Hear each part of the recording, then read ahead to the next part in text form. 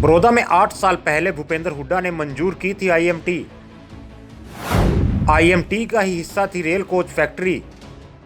Section 4 और 6 के तहत शुरू हो गया था आईएमटी का काम। बीजेपी ने सत्ता में आने पर रद्द किया था आईएमटी का प्रोजेक्ट।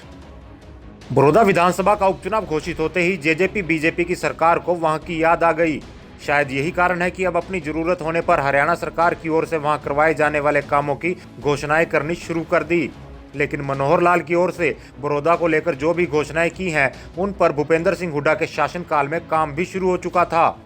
मनोहर लाल ने तो मुख्यमंत्री बनने के बाद उनको बंद करने का काम किया था।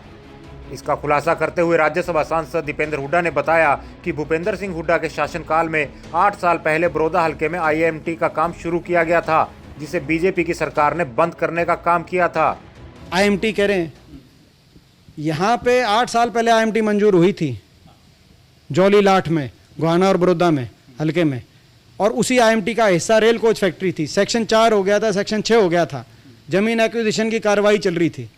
सरकार में आए, इन्होंने उस आईएमटी को रद्द किया, रेल कोच फैक्ट्री को रद्द किया, अपना आईएमटी को रद्द किया, और अब 6 साल के बाद कह रहे हैं आईएमटी घोषणा कर। 8 साल पहले आईएमटी जो बन चुकी थी, जो घोषणा क्या आईएमटी बन गई थी, सेक्शन 4-6 एक्विजिशन का काम चल रहा था जब इनकी सरकार आई, उसको कैंसिल करने के 6 साल के बाद कह रहे हैं अब हम आईएमटी घोषणा करते हैं।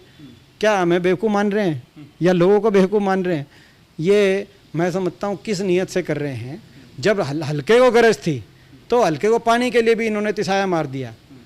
15 दिन नहर आया करती हमारी सरकार थी, इनकी सरकार में पानी भी नहीं आया हल्के के अंदर, और जब गरज इनको है तो कुछ कहलवा लो। तो ये तो मैं समझता हूँ इस तरह की बात लोग मानने नहीं वाले। इनके पास जो है पूरे हरियाणा में इन्होंने कुछ नहीं किया। यूनिवर्सिटी कह रहे हैं, पूरे हरियाणा में तो कोई यूनिवर्सिटी बनाई नहीं इन्होंने 6 साल में। मेडिकल कॉलेज भी कहते हर जिले में बनाएंगे, एक बनाए हो तो बता दो आप।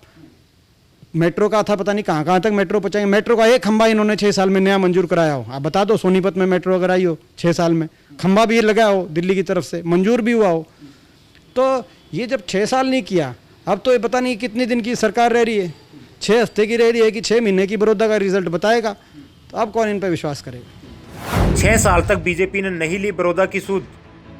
बड़ौदा का परिणाम बताएगा सरकार को उसकी असलियत। एक सीट से होगी सरकार की उल्टी गिनती शुरू। मनोहर लाल सरकार के मंत्रियों की ओर से एक सीट से फर्क न पड़ने को लेकर दिए जा रहे बयान पर दीपेंद्र हुड्डा ने कहा कि 6 साल से मुख्यमंत्री या फिर सरकार का कोई भी मंत्री बड़ौदा नहीं गया, क्योंकि ये लोग बड़ौदा को हरियाणा के मानचित्र का हिस्सा ही नहीं समझते थे। अब उनके मंत्री एक सीट से कोई फर्क ना पड़ने की बात कह रहे हैं, लेकिन बड़ौदा का परिणाम बता देगा कि कैसे एक सीट सरकार को हिलाने की ताकत रखती है। 6 साल से मुख्यमंत्री जी या कोई मंत्री एक बार भी बड़ौदा नहीं गए, उसको हरियाणा का मानचित्र का हिस्सा ही नहीं समझा। और अब इनके मंत्री जब गए हैं तो कह रहे हैं एक सीट से फ़र्क नहीं पड़ता। क्यों नहीं पड़ता? हमारे लिए तो एक सीट से कितना फ़र्क पड़ता है। जिस दिन बड़ौदा विधानसभा क्षेत्र का नतीजा आएगा, उस दिन अंदाज़ा हो जाएगा इनको कि एक सीट किस प्रकार से सरकार को हिलाने की ताकत रखती है। एक सीट का नतीजा किस प्रकार से हरियाणा की राजनीति को नई दिशा देगा, किस प्रकार से एक सीट खट्टर सरकार की उल्टी गिनती शुरू करने का काम करेगी। जिस दिन बड़ौदा का नतीजा आएगा उस दिन इनको अंदाजा हो जाएगा। बड़ौदा में बीजेपी नेताओं के हो रहे विरोध का आरोप कांग्रेस पर लगाए जाने पर दीपेंद्र ने कहा कि किसानों के लिए बनाए गए कानून पर जेजेपी के विधायक सरकार के खिलाफ हो गए। अकाली दल ने बीजेपी का साथ छोड़ दिया। दीपेंद्र ने बीजेपी से सवाल पूछते हुए कहा कि सरकार को पहले अपने विधायकों से पूछना चाहिए। आम जनता के खिलाफ होने पर बीजेपी की ओर से कांग्रेस पर आरोप लगाकर अपनी जिम्मेवारी को छुपाने का काम किया जा रहा है, इसलिए बड़ौदा की जनता इन्हें असलियत दिखाने का काम करेगी। यही मैंने कहा कि भाई कभी कृषि मंत्री कहते हैं कि कांग्रेस के लोग हैं, कभी उप मुख्यमंत्री कहते हैं कि हुड्डा साहब के आदमी डिस्टर्ब कर रहे हैं, कभी मुख्यमंत्री जी कहते हैं। ये हर चीज़ में हमें ब्लेम क्यों करते हैं? ये अपने जो है विधायकों से पूछें। इनके विधायक जाके जब इन बिलों के खिलाफ किसानों के समर्थन में इनके विधायक आ गए, जेजेपी के विधायकों की बात कर रहा हूँ, अकाली दल ने सरकार में अपना इस्तीफा दे दिया, तो ये हम किस मुंह से हम पे इस पे दोषारोपण कर सकते हैं?